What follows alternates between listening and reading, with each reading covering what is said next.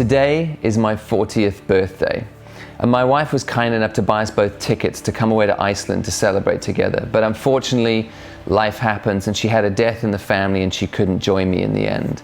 It's not the worst thing. I decided to come anyway. You'll know from this channel that I really enjoy traveling alone, and I'm using the time away as a bit of a retreat. And besides, I'll just talk to you.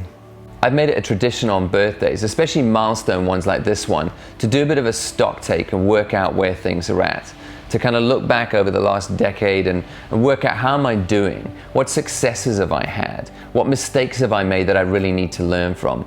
And what's the trajectory of my journey into the future? And is it going where I want it to? Or do I need to course correct? Looking back on my life to date, it's been pretty neatly split into decades.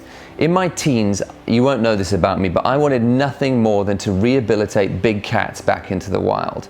And I read people like Mark and Delia Owens and Gareth Patterson and George Adamson about how they took orphan animals and lions and leopards and taught them how to reintegrate themselves back into the wild. It seemed like an amazing thing to do. So when I left high school, I enrolled in a degree in wildlife sciences, which I failed spectacularly in the first 6 months because my maths and my chemistry were horrendous.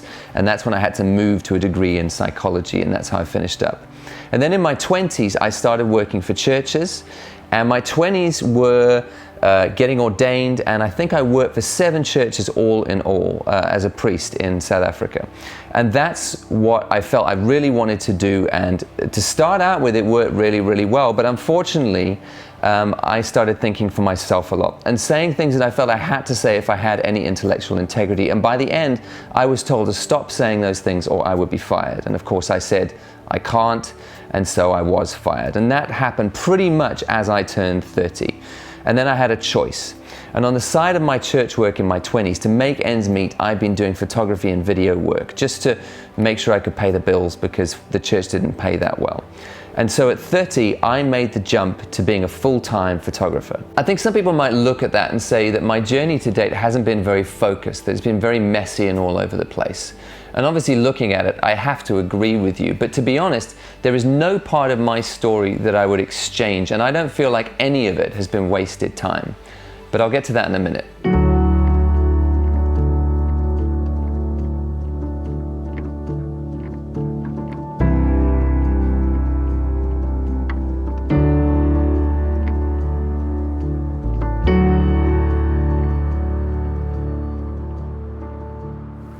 So let's focus on the photography, because I know that's why most of you watch this channel. If I look back at the last decade, I think the thing that stands out for me the most in this journey has been that it takes time. We can't get away from it. It takes more time than we think it should or wish that it did.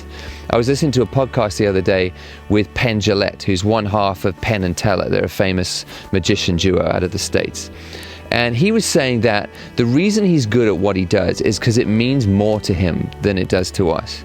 And he said, as way of example, he said that if someone comes to his show and sits there and watches him do a bit of sleight of hand and thinks, that's amazing, I'd love to learn that so I can do it at parties and impress my friends, and thinks to himself, I would be willing to put in 10 hours of solid practice to nail that trick. The problem is that it takes 500 hours to master that trick. And that's why Penn says it's worth more to him than it is to us, because it might be worth 10 hours. We put in something and we think we're investing time in it, but it just takes longer to get that good at something, and it's worth the 500 hours to Penn. And he says it's not that he was born out of the womb hugely gifted and was always going to be a magician. He said he wanted it more, and it was worth more to him than it is to us. When I made the jump to being a full-time photographer 10 years ago, I thought to myself that within a year I'm going to be pretty good. Quite naively, I thought, I'm going to be an industry name in no time. I'm going to have lots of clients knocking on my door, and I'm going to be busy and paying all my bills and making good money as a photographer. But the truth of the matter is, 10 years down the road, I'm still struggling to make that stuff work consistently. And I also know that nothing that I've shot so far is going to survive after I die. If I die tomorrow, and I'm not saying this to beat myself up, I'm just being realistic about it, there is nothing, no image that I've shot that is going to survive after me as art that gets put in a gallery or gets put in photo books or gets talked about as an image. I haven't shot anything like that, and that's okay, because this kind of thing takes time. I read a book recently by a guy named Robert Greene called Mastery, and he analyzes the different life stories of some of the people we consider to be masters of their field throughout history. And he looks at Benjamin Franklin and Thomas Edison and Mozart and Leonardo da Vinci and the Wright brothers, and analyzes how did they become masters of what they did. And even though their stories are very, very different from each other, the one common thing is that it took way longer than they thought it would. They had to work at it and persist at it and pour more money and time and energy and focus into it than they thought they'd have to. And it took them a lot longer to reach the point where we as people in the future for them look back and say they were masters of what they did. And that's the difference. He says as well, the same as Penn Jillette, he says, we're not necessarily born with huge talents. We might have a proclivity to do the thing that we're doing, but what really sets us apart is how much time and intense focus we're willing to put into this thing we say we want to do. So you have to ask yourself, how much is it worth to you? Are you packed for the long journey? Understanding that you're not going to be great in a year, you're probably not even going to be great in 10. It's going to take a lot longer than that. It's going to take persistence to get there. Think about it. If everyone who wanted to be a great photographer managed it within their first few years, there would be no great photographers. Great would just be the new normal. The fact is, the world is full of middling photographers like you and like me who are looking up at a handful of greats throughout history. The difficult truth is this: not everyone who wants it will get it. But those who actually make it to be masters will only do so with blood, sweat, tears, and time.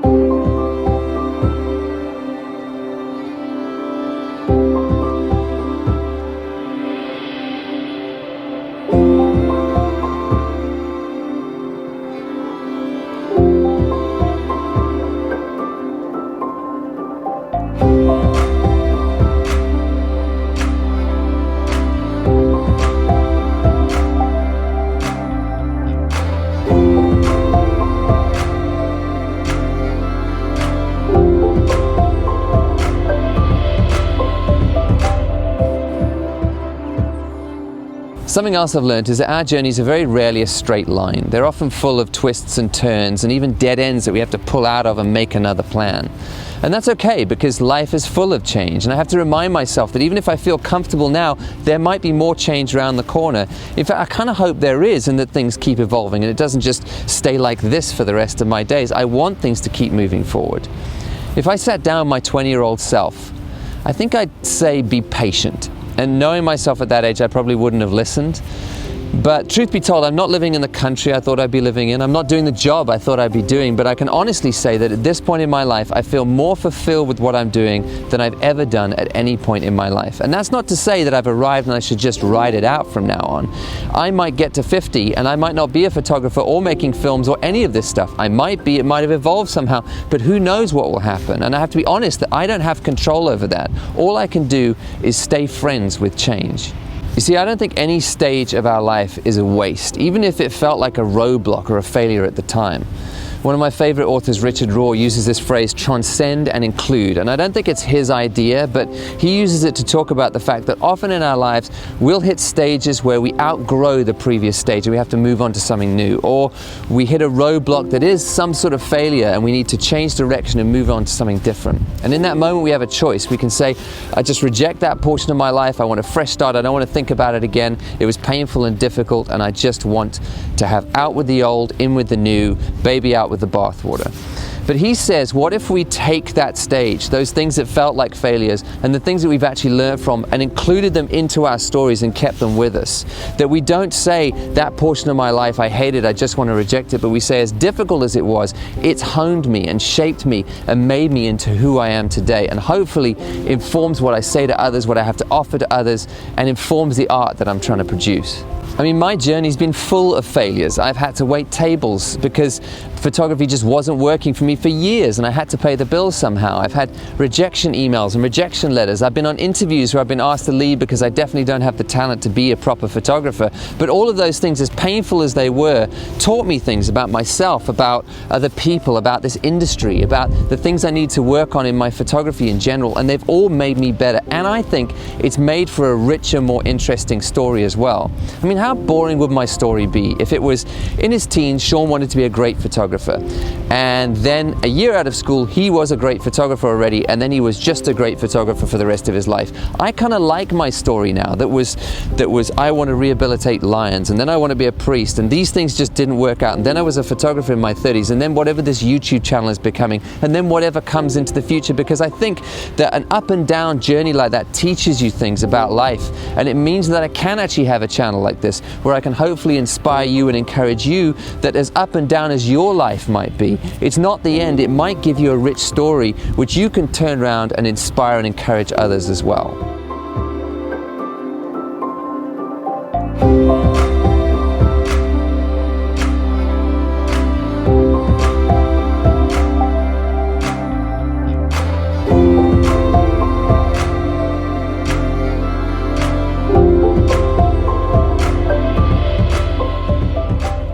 So I'm not done. I know the journey is going to be a long one, and I know I'm making slow progress, but it's still progress. I just have to stay open to change when it comes, be ready to move to the next thing, and also to take the lessons that I've learned along with me and not hate the stages before, reject them, but use them to build me along the way. Because I think the only way we survive is to constantly remind ourselves that the journey to mastery is a long one. It should be a long one. That we're setting our sights on a very distant horizon. And the journey is one stumbling step in front of another every day for a long, long time. And that's good and that's normal. And all we have to do along the way is stay honest and humble about where we're at, about how far we've come, and about the big distance we've got to go, and just keep moving in the right direction one day at a time. Greatness takes a great deal of time. I mean, I'm 10 years in full-time, 15 if you count freelancing, and I'm nowhere near greatness. But I know that I'm better than I was yesterday, and I'll be better again tomorrow. And the trick is just to keep moving, however slowly, in one direction towards your goal, one step after another. There's no substitute for time.